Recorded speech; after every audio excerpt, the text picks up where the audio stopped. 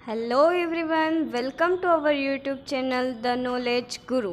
आज हम बात करेंगे भूगोल अर्थात ज्योग्राफी के बारे में। तो सबसे पहले हम बात करते हैं ज्योग्राफी के परिचय। ज्योग्राफी दो लैटिन शब्दों जियो और ग्राफी से मिलकर बना है। जियो का अर्थ होता है पृथ्वी और ग्राफी का अर्थ होता है अध्ययन, अर्थात पृथ्वी का अध्ययन ही ज्योग्राफी है या भूगोल है। आइए अब हम बात करते हैं ज्योग्राफी शब्द दिया किसने। तो एक ग्रीक भूगोलवेत्ता इरेटोस्थेनीज द्वारा सर्वप्रथम ज्योग्राफी शब्द दिया गया था, जिन्हें भूगोल का पिता कहा जाता है। इसके साथ ही एक और फैक्ट आता है कि आधुनिक भूगोल का पिता किसे कहा जाता है। तो इसमें दो नाम आते हैं, पहला है अलेक्जेंडर वॉन हम्बोल्ट का और दूसरे हैं कार्ल रिटर का।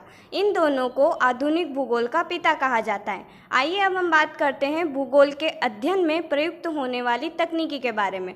तो इसमें मुख्य रूप से 3 तकनीकें हैं। पहली कार्टोग्राफ, जिसमें मानचित्र बनाना, भौगोलिक संरचनाओं का अध्ययन करना सम्मिलित है।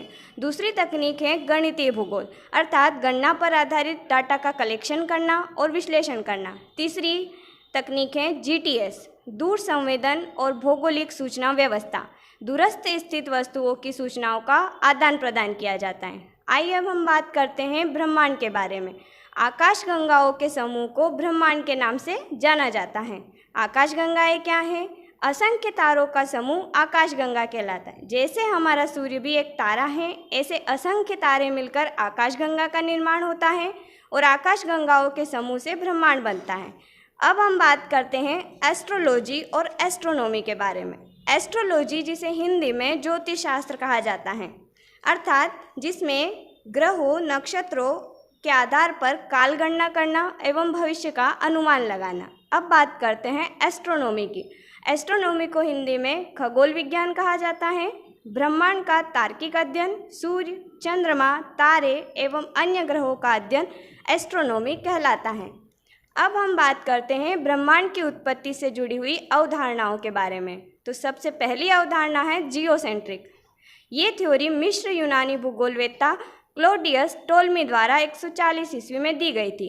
इनके अनुसार पृथ्वी सौर मंडल के केंद्र में है और सूर्य सभी ग्रह इसके चक्कर लगा रहे हैं। दूसरी जो थ्योरी है वो है हेलियोसेंट्रिक।